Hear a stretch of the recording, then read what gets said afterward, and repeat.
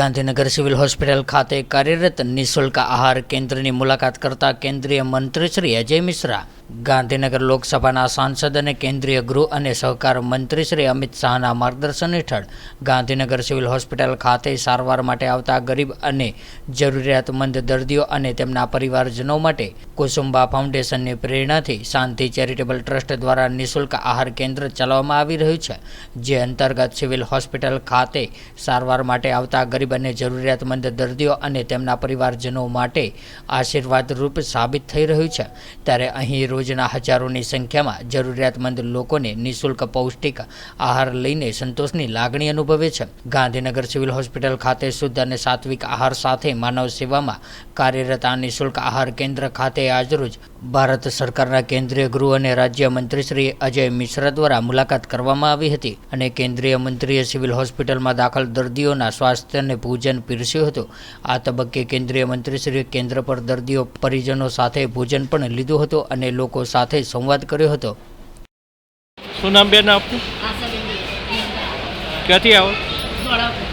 અચ્છા, આ જે યોજના છે અંદર નિઃશુલ્ક આહારની, એ બાબતે આપ શું કહે? બહુ સારું મોદી સાહેબે અમિત સાહેબે કર્યું ગરીબ માટે અને દર્દીઓ માટે બહુ સારું અને સુવિધા સારી છે।